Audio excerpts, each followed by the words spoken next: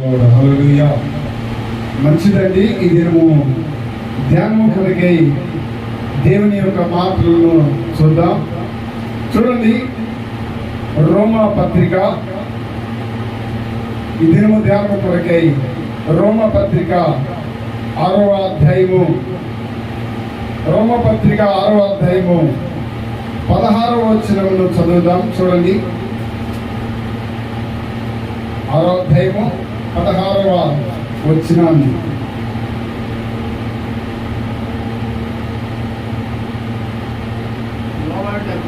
లోబడుటకు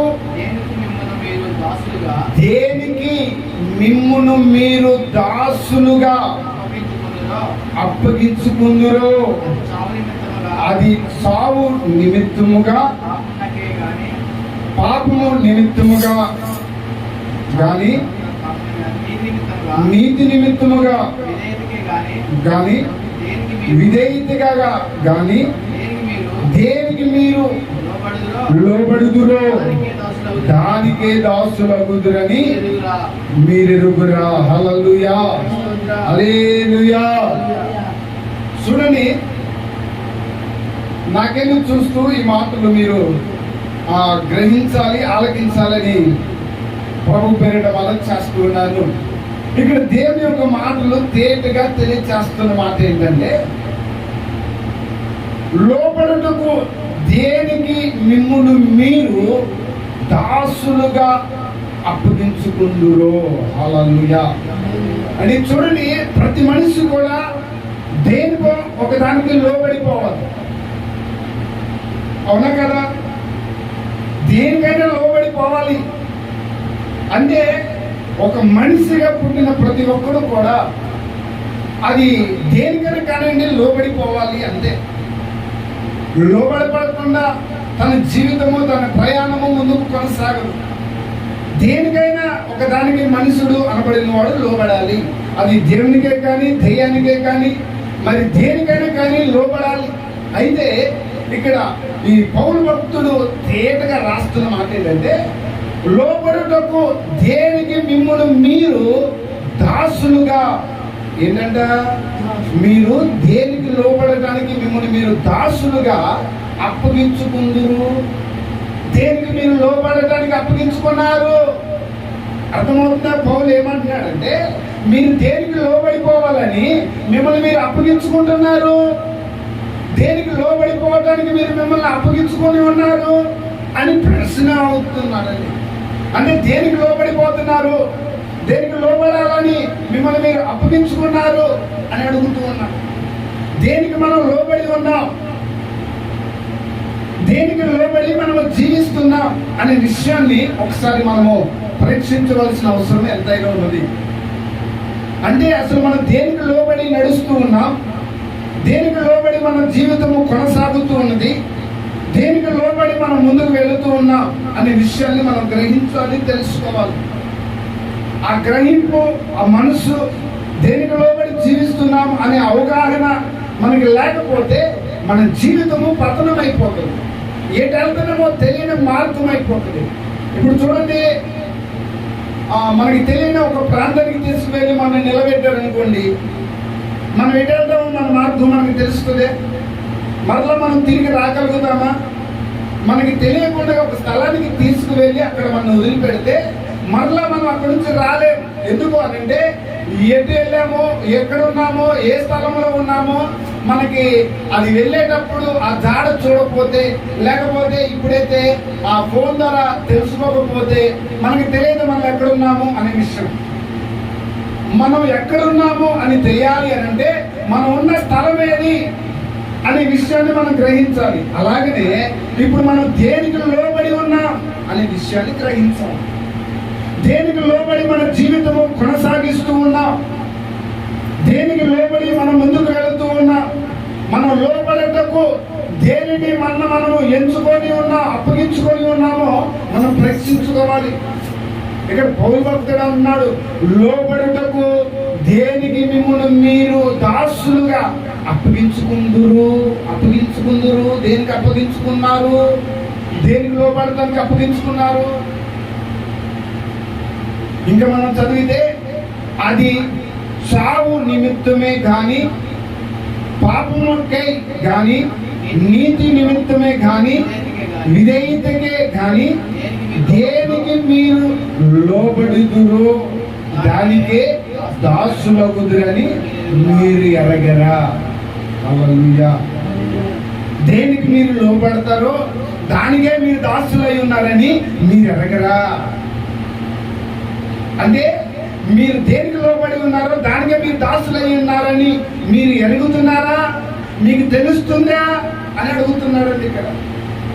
అయితే ఈరోజు ఈ ఉపవాస ప్రార్థనలో దేవుడు నీతో, నాతో, మనతో మాట్లాడదలుచుకున్నది ఏంటి అంటే, మనం దేనికి లోబడి ఉన్నాము అనే విషయాన్ని పరీక్షించుకోవాలని ఈరోజు మనతో మాట్లాడబోతున్నాడు. హల్లెలూయా, హల్లెలూయా, హల్లెలూయా. దేనికి మనం లోబడి ఉన్నాం, దేనికి లోబడి మనం జీవిస్తూ ఉన్నాం, దేనికి లోబడితే మన జీవితాలు ఆశ్చర్యకరంగా దీవెనకరంగా మార్చబడుతుంది, దేనికి లోబడకూడదు, దానికి లోబడితే మన జీవితము ఎలాంటి పత్రానికి చేజారిపోతుంది అనే విషయాన్ని మనము గ్రహించాలి, తెలుసుకోవాలి, గైకొనాలి. ఇక్కడే రెండు విషయాలు మనకు కనబడుతున్నాయి మనం చదివిన మాటల్లోని. ఒకటి ఏంటంట అది చావు నిమిత్తము పాపమునకే గాని, ఒకటి రెండవది అంటుంది నీతి నిమిత్తముగా విధేయతకే గాని దేనికి మీరు లోబడుదురో దానికే దాసులగుదురని మీరు ఎరగరా. రెండు విషయాలు ఇక్కడ ఉన్నాయండి. ఒకటి, పాపానికి మీరు దాసులై ఉన్నారా, లేదా నీతి నిమిత్తము విధేయతకు మీరు దాసులై ఉన్నారా అని రెండు విషయాలు అడుగుతున్నారు. ఇక్కడ నేను మాట్లాడాలనుకుంటున్న మాటను మీతోనే చెప్తాను. చూడండి, మనం దేనికి లోబడి జీవిస్తూ ఉన్నాం. దేవుని యొక్క లేఖనాలు సెలవిస్తూ ఉన్నాయి. మనము మత్తయి సువార్త చూడండి, మత్తయి సువార్త 6వ అధ్యాయము 24వ వచనంలో చూద్దాం ఒకసారి. మత్తయి సువార్త 6వ అధ్యాయము 24వ వచనాన్ని చూడండి. 24 6:24.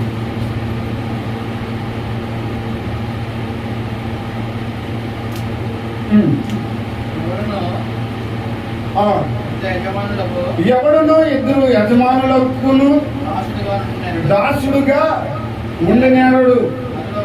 అతడు ఒకరిని దూషించి ఒకరిని ప్రేమించును, లేదా ఒకరిని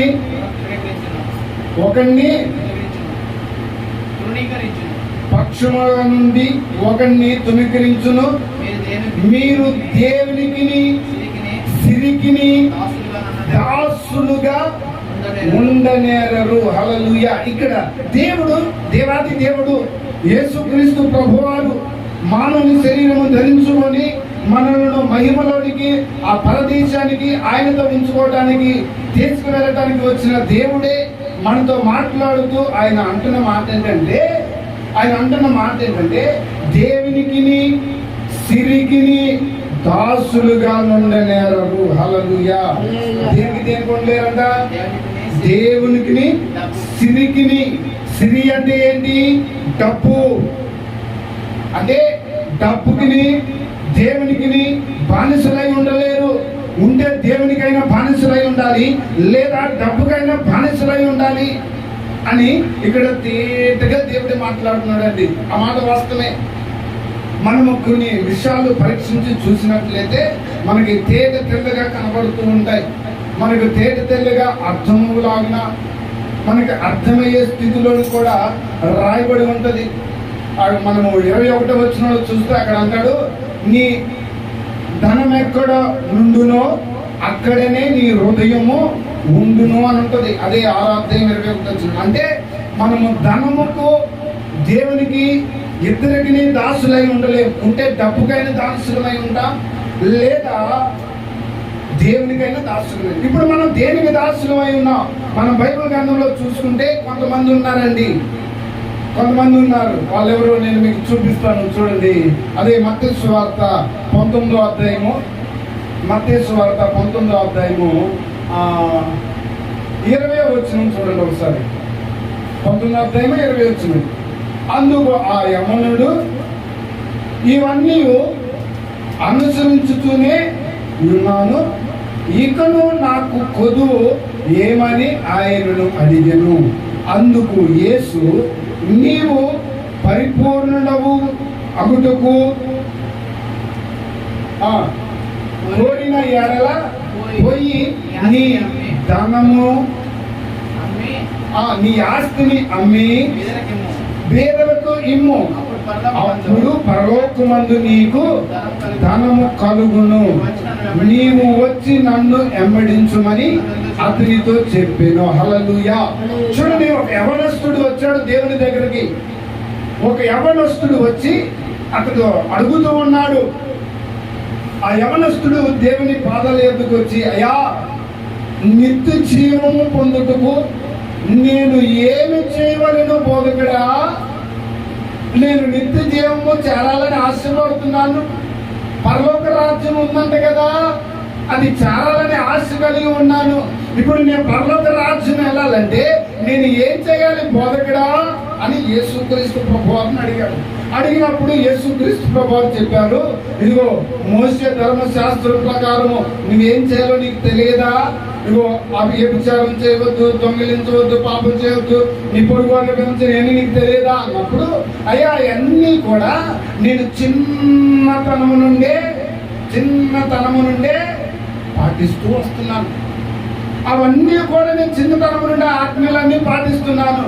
మరి ఇంకేంటి నాకు కొద్దు, నేను నిత్య జీవం చేరొచ్చా అని ఆ ధనవంతుడు యేసుక్రీస్తు ప్రభువారిని అడిగాడు. అడిగినప్పుడు యేసుక్రీస్తు ప్రభువారు కూడా అతనిలో ఏ లోపం అగపడలేదు. అగపడినప్పుడు యేసుక్రీస్తు ప్రభువారు ఒక్క మాట అన్నారు. ఏమన్నారంటే, నీవు పరిపూర్ణమగుటకు కోరిన ఎడల, అంటే ఇంకా నువ్వు పరిపూర్ణం అవ్వటానికి కోరిన ఎడల పోయి నీ ఆస్తి అమ్మి పేదరికిమ్ము, అప్పుడు పరలోకమందు నీకు ధనము కలుగును. నీవు వచ్చి నన్ను వెంబడించుమని అతనితో చెప్పారు. చూడండి, ఇక్కడ ఏమన్నాడంటే, నీకు ధనం ఉంది, నీకు ఆస్తి ఉంది, ఇప్పుడు నువ్వు అన్ని పాటిస్తున్నావు, అన్ని సక్రమంగా చేస్తున్నావు, కానీ నీ మనసు ఎక్కడ ఉందో తెలుసా? నీ హృదయం ఎక్కడ ఉందో తెలుసా? డబ్బు దగ్గర ఉంది. ఎక్కడ ఉందంట? డబ్బు దగ్గర ఉంది. అదే ఇందాక మనం మత్తయి సువార్త 6:21 అన్నాం కదా, ధనం ఎక్కడ ఉందనో అక్కడే నీ హృదయం ఉండును. అంటే ఇప్పుడు ఇతని యవనస్తుడు ధనం ఎక్కడున్నా, ఈ యవనస్తుడు యొక్క హృదయం ఎక్కడుందంట? డబ్బు దగ్గర, ధనము దగ్గర ఉందంట. అంటే ఆజ్ఞలన్నీ పాటిస్తున్నాడు, కానీ ఇతనికి కలిగిన మిక్కిలి ఆస్తుని బట్టి దేవునిని, నిత్య జీవాన్ని పొందలేకపోతున్నాడు. ఇక్కడ అన్నాడు దేవుడు, ఇదిగో నీకున్నది అమ్మి వేసి పేదలకు ఇచ్చి నువ్వు నన్ను వెంబడించు, నీకు పరలోకమందు బహుధనము నీకు నేను ఇస్తాను అన్నాడు.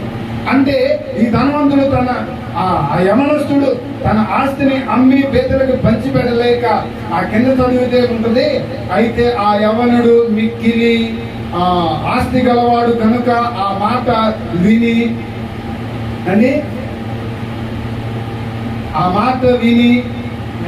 వ్యసనపడుచు వెళ్ళిపోయి, వ్యసనపడుతున్నాడు అంటే కోపడుతూ వెళ్ళిపోతున్నాడు. ఏంటి, దేవుడు ధనవంతా అమ్మి వేసి పేదలకు పెట్టమన్నాడు అని వ్యసనపడి వెళ్ళిపోతూ ఉన్నాడు. అంటే ఇతడు దేనికి దాసుడై ఉన్నాడు? ఈ యవనస్తుడు దేనికి దాసుడై ఉన్నాడు? డబ్బుకు దాసుడై ఉన్నాడు. దేవాది దేవుడు పరలోకమును ఇవ్వాలని, పరదేశుని దయచేయాలని, ఆ పరలోకములో ఉంచాలని ఆలోచన కలిగి అతడు మంచి సలహా చెప్పాడు యేసుక్రీస్తు ప్రభువు. ఆ సలహా కాదని ఇతడు దేనికి బానిసై ఉన్నాడు? ధనానికి బానిసై ఉండటం వలన ఆ యొక్క రాజ్యాన్ని కోల్పోయాడు. అర్థమవుతుందా? ఇప్పుడు ఈ యవనస్తుడు ధనం మీద ఉంది, అతడు ధనానికి దాసుడై ఉన్నాడు. దాసత్వము దేనికి ఉన్నాడు అంటే ధనముకు దాసుడై ఉన్నాడు. ఇప్పుడు ఆ ధనము దాసుడై ఉండటం ద్వారా పరలోక రాజ్యాన్ని పోగొట్టుకున్నాడు. ఈరోజు మన దగ్గరికి వద్దాం. మనం దేనికి బానిసలమై ఉన్నాం? దేనికి దాసులమై ఉన్నాం? ధనానికి దాసులమై ఉంటున్నామా? దేవునికి దాసులమై ఉన్నామా? దేనికి మనం దాసులమై ఈ భూమి మీద సంచరిస్తున్నాం? మనం బ్రతికే కాలం ఎంతండి? మనము బ్రతికే దినాలు ఎంత కాలము? 60 సంవత్సరాలు లేదా 70, అధిక బలం ఉంటే 80 సంవత్సరాలు. అంతకంటే ఎక్కువ బ్రతకగలమా అంటే బ్రతకలేదు. మనం బ్రతికే ఆ కొద్ది కాలమే ఆ 70-80 సంవత్సరాలే. అంతకంటే ఎక్కువ మనం బ్రతకలేదు. మనకు అంతకంటే ఎక్కువ ఆయుష్ కూడా లేదు. ఈ బ్రతుకుతున్న ఈ కొద్ది కాలంలోనే మనము దేనికి బానిసలై ఉండాలంటే డబ్బుకు కాదు, దేవునికి మనం బానిసలై. ఈ యవనస్తుడు డబ్బుకు బానిస అయినాడు, దేవుని రాజ్యంలో కోల్పోయాడు, దేవుని రాజ్యమని నెట్టివేసుకున్నాడు. హల్లెలూయా, హల్లెలూయా. మనము దేనికి బానిసలమై ఉంటున్నామో, దేనికి బానిసలమై జీవిస్తున్నామో అనే విషయాన్ని ఒకసారి మనము గ్రహించాలి. ఒకవేళ ఈరోజు ఈ మాటలు వింటున్న నీవే, దేవుని సన్నిధిలోకి చేరి వచ్చిన నీవే, ఒకవేళ ధనం మీద నువ్వు ధనానికి దాసుడు అయి ఉన్నట్లయితే, ధనానికే దాసురాలు అయి ఉన్నట్లయితే, ఇదిగో నీ మనసు తిప్పుకో. దేవాది దేవుడు చెప్తున్నాడు, నీ మనసుని తిప్పుకో. నువ్వు దేవునికి దాసుడు అయి ఉండు, దేవునికి దాసురాలు అయి ఉండు. నిన్ను బహుగా హెచ్చిస్తాడు, బహుగా ఆశీర్వదిస్తాడు, నిన్ను బహుగా దీవించి ఒక ఉన్నతమైన స్థితిలో నిలబెడతాడు. హల్లెలూయా, హల్లెలూయా. మరొక మనిషిని నేను చూపిస్తాను చూడండి. లోకసువార్త 12వ అధ్యాయము చూడండి. లోకసువార్త 12వ అధ్యాయము 16వ వచనం. లోకసువార్త 12వ అధ్యాయము 16వ వచనం. మరియు ఆయన వారితో ఈ ఉపమానము చెప్పాను. ఒక ధనవంతుడి భూమి సమృద్ధిగా పండెను. అప్పుడు అతడు నా పంట సమకూర్చుకుందుటకు నాకు స్థలము చాలదు కనుక నేనేమి చేతునని తనలో తను ఆలోచించుకొని నేను ఇలాగ చెప్పింది, నా కొట్టు ఇప్పి వాటికంటే గొప్పది వాటిని కట్టించి అందులో నా ధాన్యం అంతటిని, నా ఆస్తి అంతటిని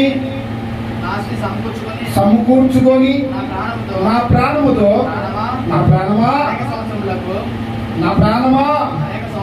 అనేక సంవత్సరములకు విస్తారమైన ఆస్తిని నీకు సమకూర్చి ఉన్నాను. తినుము, సుఖించుము, త్రాగుము, సంతోషించుమని చెప్పుకొనినని ఇట్లా అనుకునేను. అయితే దేవుడు ఎర్రివాడా, ఈ రాత్రి నీ ప్రాణం అడుగుచున్నాను, నీవు సిద్ధపరిచినవి ఏమవునని అతనితో చెప్పాను. హల్లెలూయా. చూడండి, మనం అనుకుంటాం, ఇదిగో నేను 60 సంవత్సరాలకి సమకూర్చుకున్నాను, ఇదిగో నేను 70 సంవత్సరాలకి నాకు సరిపోయే ఆస్తిని సమకూర్చుకున్నాను, నా పిల్లలకు నేను సమకూర్చాను, ఇదిగో నా బంధువులకు సమకూర్చాను, నా అనుకున్న వారికి సమకూర్చాను, నేను బహుగా ఆస్తిని సంపాదించి సమకూర్చాను అని ఒకవేళ మీరు అనుకుంటున్నారేమో. దేవుని యొక్క లేఖనాలు సెలవిస్తున్నాయి, ఇదిగో మీరు ఎంత సమకూర్చుకున్నా నీవు దేవునికి దాసుడివై ఉండకపోతే, నువ్వు ధనానికి దాసుడివై ఉంటే నీకు ఏమి ప్రయోజనము అని అడుగుతున్నాడు. నువ్వు దేవునికి దాసుడివై ఉంటే పరలోక రాజ్యానికి వెళతావు. ఈ రాత్రి నిన్ను పిలిస్తే మరి నువ్వు ఇప్పుడు డబ్బుకే బానిసమైపోయి, డబ్బుకే దాసుడివైపోతే, ఈ రాత్రి నీ ప్రాణం అడిగితే నువ్వు ఏమైపోతావు? దేవుడే అంటున్నాడు. ఏమన్నాడు దేవుడు? ఎర్రివాడా, ఈ రాత్రి నీ ప్రాణమును అడుగుతున్నాను. నీ ధనం ఏమైపోతుంది? నువ్వు సమకూర్చుకుంది ఏమైపోతుంది? ఈ రాత్రి నీ ప్రాణము నేను అడిగితే నువ్వు చేసిందంతా ఏమైపోతుంది? నువ్వేం తీసుకెళ్ళగలవా అని దేవుడు అడుగుతున్నాడు.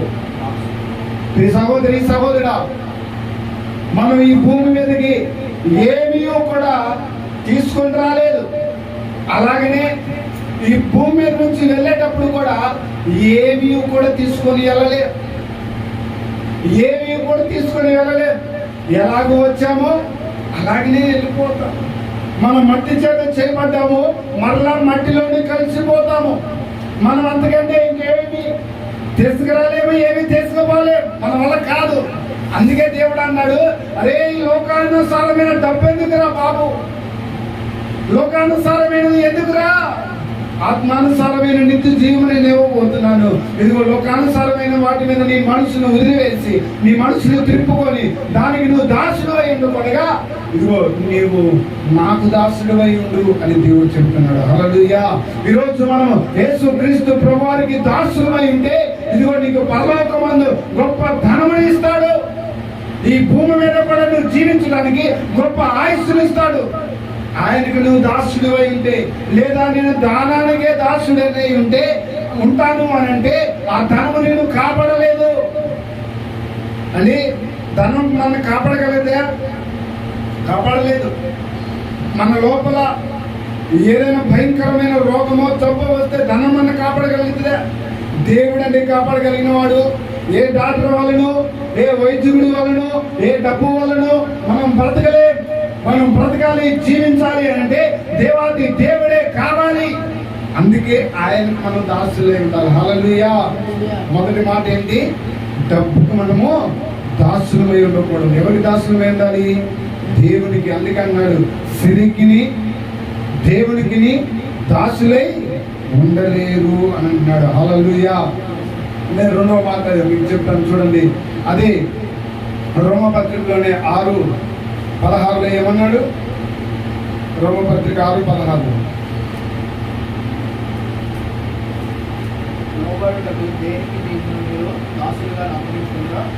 అది చావు నిమిత్తమే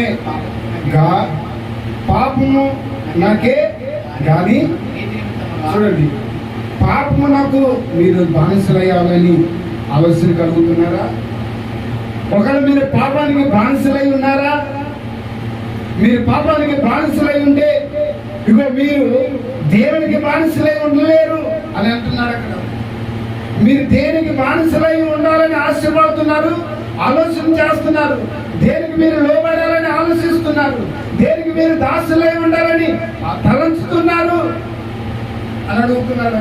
దేనికి మనం బానిసలై ఉంటున్నాం, దేనికి మనం బానిసత్వముగా జీవిస్తున్నాం అని మన బైబిల్లో చూస్తే కొంతమంది వ్యక్తులు ఉన్నారు. చూడండి ఒకసారి మొదటి సమూయేలు గ్రంథము చూడండి. మొదటి సమూయేలు గ్రంథము 2వ అధ్యాయము 22వ వచనం.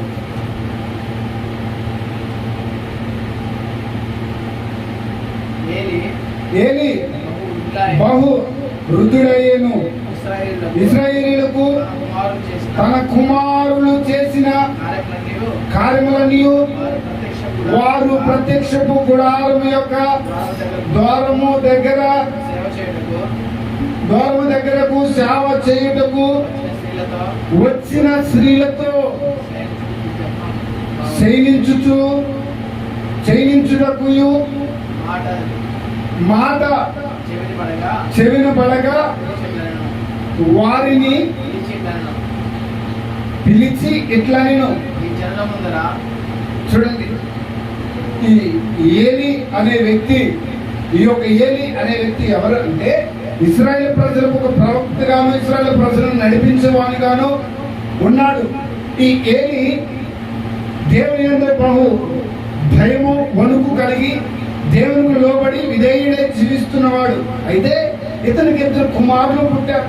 ఆ కుమారులు ఎలాంటి వారంటే దేవుడికి భయభక్తులు కలిగి విధేయత కలిగి ఏలీ నడుస్తూ దేవుని యొక్క మాట ప్రకారం జీవిస్తూ ఉంటే ఈ యొక్క ఏలీ కుమారులు అనబడిన వారు ఈరిద్దరు మాత్రము ఎలా జీవిస్తున్నారంటే ఆ ప్రత్యక్ష గుడారము దగ్గర ద్వారము యొక్క సేవ చేయుటకు నిలబడి అని వస్తున్న స్త్రీలతోటి వ్యభిచారము చేయడానికి, జాగ్రత్తము చేయడానికి మాట్లాడుకుంటూ పూనుకుంటూ ఉన్నారంట. దేని కొరకు అనంటే వీరు దేవునికి బానిసలై, దేవునికి విధేయులై జీవించవలసిన బిడ్డలు. దేవుని బిడ్డలు దేవునికి బానిసలై ఉండాలి, కానీ పాపానికి బానిసలై ఉండకూడదు కదా. మనం అందరం దేవుని చేత చేయబడిన వారం కనుక దేవుని యొద్దకే మనం వెళ్ళాలి, ఆయనకే మనం దాసులమై ఉండాలి, కానీ పాపానికి మనం దాసులమై ఉండటానికి వీల్లేదు కదా. కానీ ఇక్కడ ఈ దైవ సేవకుని కుమారులు దేవునికి బానిసలై ఉండి జీవించవలసిన వారు దేవునికి బానిసలు కాకుండా దేనికి చేరత్తమునకు సేవించుటకు జాగ్రత్తలై ఉన్నారు, దాసులై ఉన్నారంట.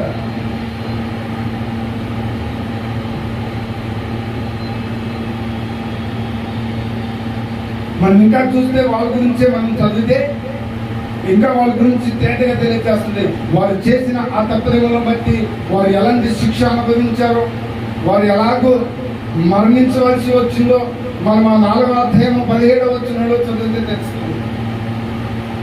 అంటే దేవునికి దాసులై ఉండవలసిన వారు దేవునికి దాసులై జీవించుకొనగా, దేవునికి విధేయులై బ్రతకకొనగా, ఇదిగో దేవునికి మాటలు వినబడుతున్నప్పుడు ఆ మాటలు విని వాటి ప్రకారంగా నడవకుండా, వాటి ప్రకారంగా జీవించకుండా ఇదంతా వ్యర్థమే, వేస్ట్ అనుకొని దేవుని మాటలు త్రోసివేసి మన ఇష్టం వచ్చినట్టు మనం జీవిస్తే మనం అనేకమైన ఇబ్బందులు ఎదుర్కోవాల్సి వస్తుంది అనే విషయాన్ని గ్రహించాలి.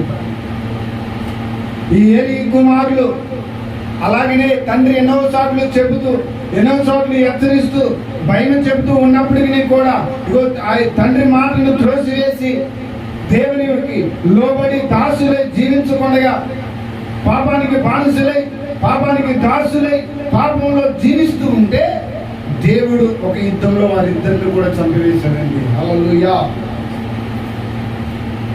ఈరోజు మనం బ్రతకాలి, జీవించాలి, మనం నిలబడాలి, మనం సజీవులుగా ఉండాలి అని అంటే మనం దేవునికి దాసులమై ఉండాలి, కానీ పాపానికి దాసులమై ఉండకూడదు.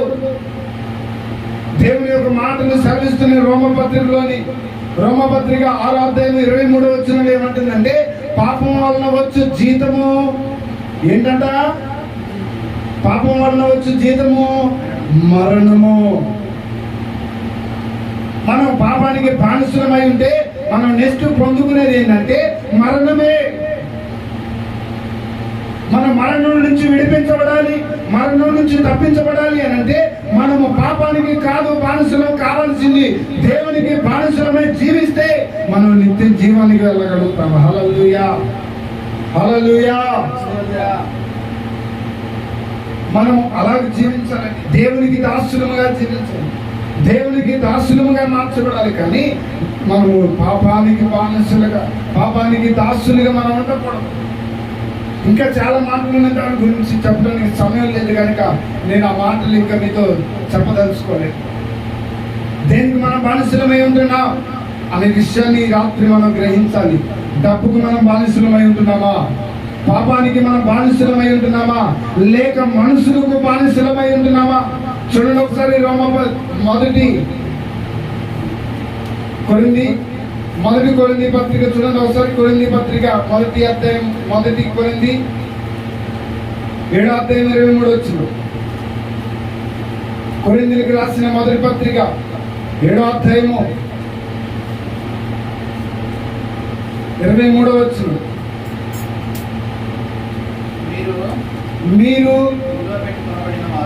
మీరు ఇలువ పెట్టి కొనబడిన వారు గనుక మనుషులకు దాసులు కాకుడి.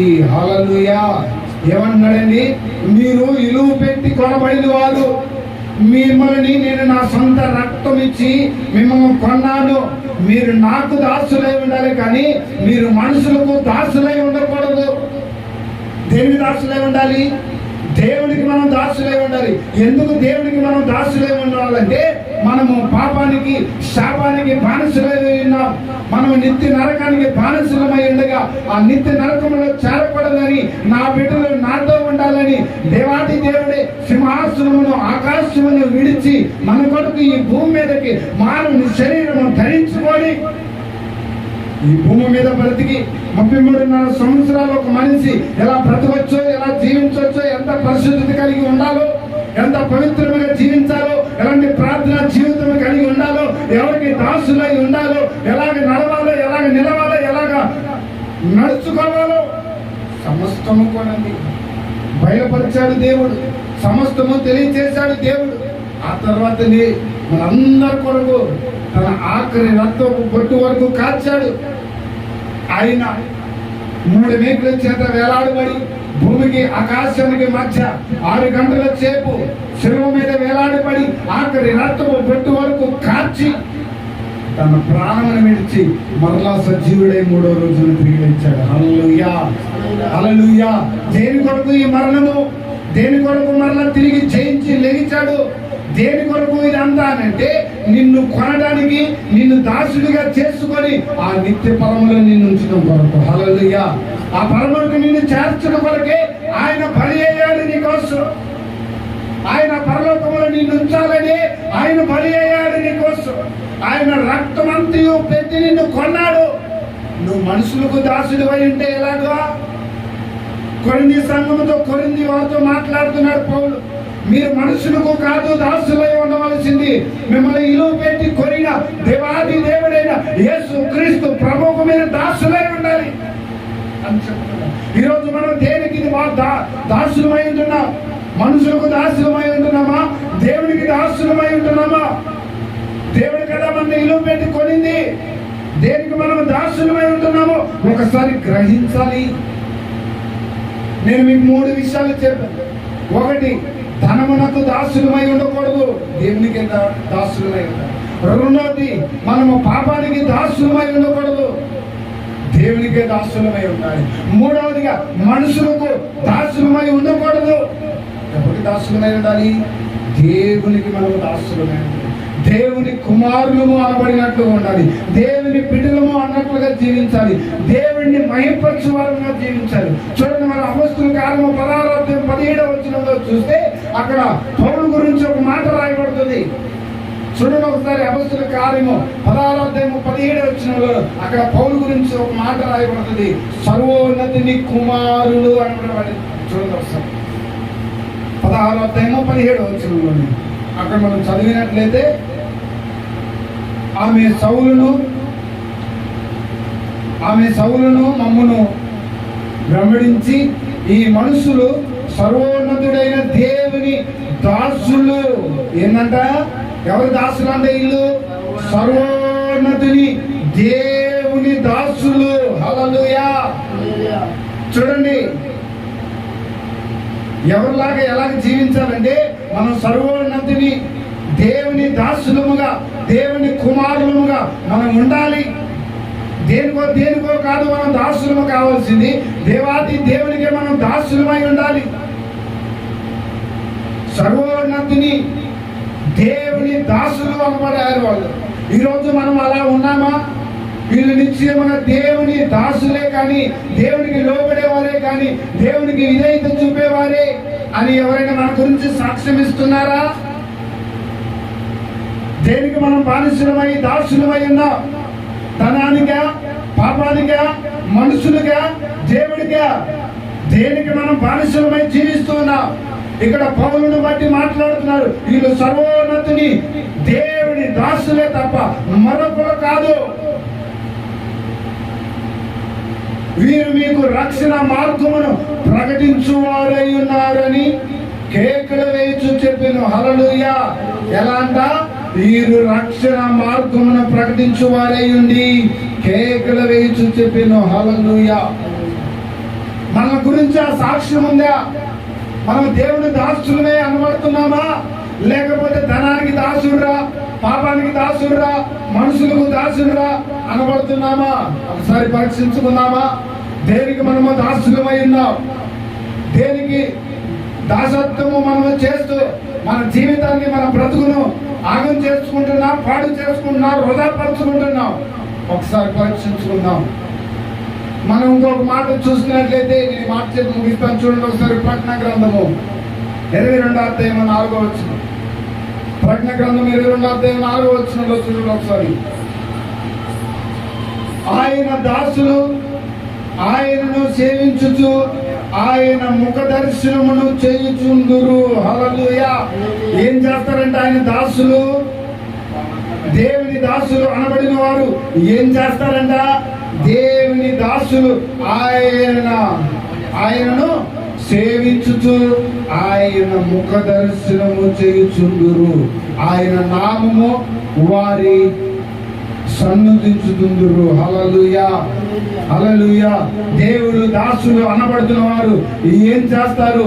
దేవుని దాసులు అనబడుతున్న వారు ఎలాగుంటారు అనంటే ఆయనను సేవించుచు ఆయన ముఖ దర్శనము చేస్తారు. ఈరోజు నీవు నేను దేవుని దాసులు అనబడినట్లయితే ఆయన సేవిస్తాము. దేవుని దాసులు అనబడుతున్నట్లయితే ఆయన ముఖ దర్శనములు చేయగలుగుతాము, ఆయన్ని చూడగలుగుతాము. మన బైబిల్ గ్రంథంలో చూస్తే అపొస్తలుల కార్యము 7వ అధ్యాయంలో స్టెఫెను అనే వ్యక్తి మనకు కనబడతాడు. అతడు ఎలాంటి వాడు అనంటే దేవునికి దాసుడై ఉండి దేవుని యొక్క పరిచర్య ఒకే ఒక్క ప్రసంగం చేస్తాడు. ఆ ప్రసంగంలో దేవుని యొక్క ముఖ క్రాంతిని చూస్తాడు.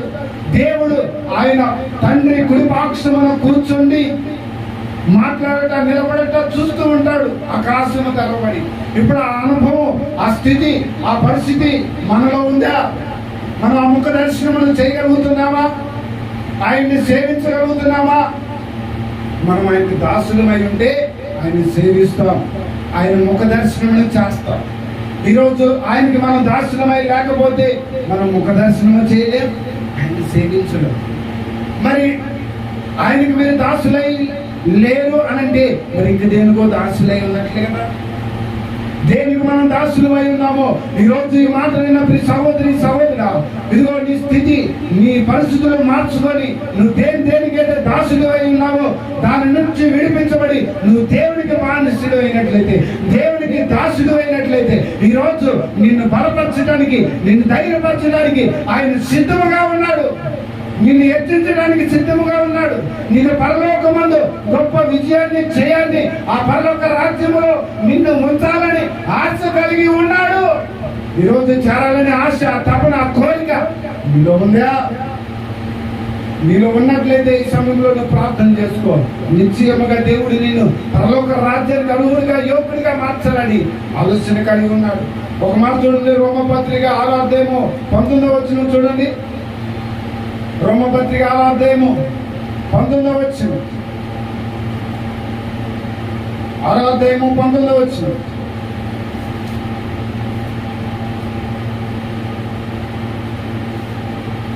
రోమపత్రిక 6వ అధ్యాయము 19వ వచనం.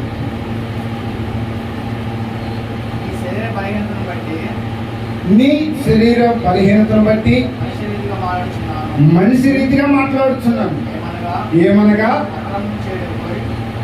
అక్రమం చేయుటకై అపవిత్రతకును అక్రమణకును మీ అవయములను దాసులుగా ఎలాగూ అప్పగించుకుందురో అలాగే పరిశుద్ధత కలుగుటకై ఇప్పుడు మీ అవయములను నీతికి దాసులుగా అప్పగించుడి. హల్లెలూయా. చూడండి, ఇప్పుడు ఇంతవరకు అక్రమణకు, ఇంతవరకు అపవిత్రతకు మన అవయములను, మన శరీరమును మనము బానిసలుగా చేసి ఉన్నామేమో, మన మనసును దేనికైనా బానిసలుగా చేసి ఉన్నామేమో.